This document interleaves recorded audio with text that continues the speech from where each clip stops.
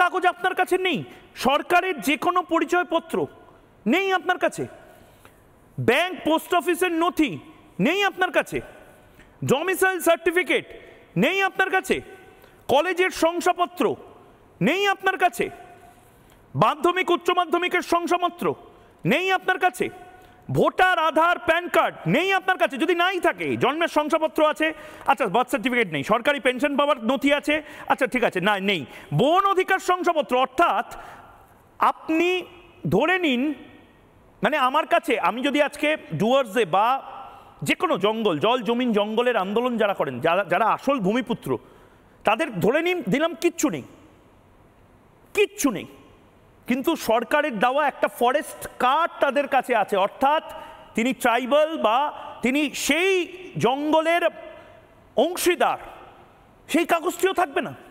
চোখ বন্ধ করে এই 11টার মধ্যে থেকে, আমি দেখতে পাচ্ছি না, আপনি দেখুন 11টার মধ্যে থেকে যে কোনো কাগজ আপনি যদি আপনার কাছে থাকে, আরে হোটেলের ঘরে, বিদেশে হোটেলে যাওয়ার সময় সেলিব্রিটিরা যারা কাগজ হাম নেহি দিখায়েঙ্গে বলে, তারা এই বিদেশে বিভিন্ন হোটেলে যায় না, হোটেলে যাওয়ার সময় তাকে যে কাগজটি দেখাতে হয় সেই কাগজটি অন্তত দেখান স্যার। আপনি যখন শপিং মলে বাজার করতে যান, আপনি যখন ক্রেডিট কার্ড দিয়ে বিল দেন, সেই ক্রেডিট কার্ডটা যে ব্যাংকের, সেই ব্যাংকের বইটা অন্তত দেখান স্যার, তাহলেই হবে। এভাবে বাংলাদেশিদেরকে তাতিয়ে দেবেন না, উস্কে দেবেন না, এটা ভয়ঙ্কর হচ্ছে। জিষ্ণু বসু, আমি আজকে খুব নির্দিষ্টভাবে আমি আপনাকে একটি প্রশ্ন করতে চাই। না না, আপনার নাম জিষ্ণু বসু নয়, আপনার নাম রাজু ঘোষ। আমার বোধহয় এখনো এই মুহূর্তে সেনিয়রিটি আসেনি, অসুস্থতা হলে আমি নাম ভুলে যাই।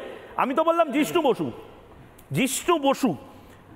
রাজু ঘোষরা বা এই মুহূর্তে তৃণমূল কংগ্রেস পাড়ায় পাড়ায়, গ্রামে গ্রামে, আমি জানি না এটা কি করে কমব্যাট করবেন আপনারা, পাড়ায় পাড়ায় গ্রামে গ্রামে গিয়ে বয়স্ক গরিব মানুষকে বলছে যে তোর বার্থ সার্টিফিকেট নেই না, এবার কিন্তু ডিটেনশন ক্যাম্প, তোর পেনশনের কার্ড নেই না, এবার ডিটেনশন ক্যাম্প। কমব্যাট কি করে করবেন আপনারা? ডিটেনশন ক্যাম্প দেখে এসেছেন, এইরকম কোনো তৃণমূল কর্মীকে এখানে নিয়ে আসুন যে আসামে গিয়ে ডিটেনশন ক্যাম্প দেখে এসেছেন।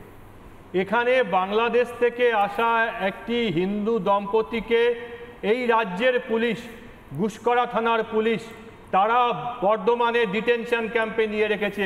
আপনারা যদি চান, যেখান থেকে তাদেরকে ধরা হয়েছে সেখানকে নিয়ে যাব, যে জেলের মধ্যে সেই শীল দম্পতি ছিলেন সেখানে নিয়ে যাব। ডিটেনশন ক্যাম্প আমি পশ্চিমবাংলায় দেখাচ্ছি।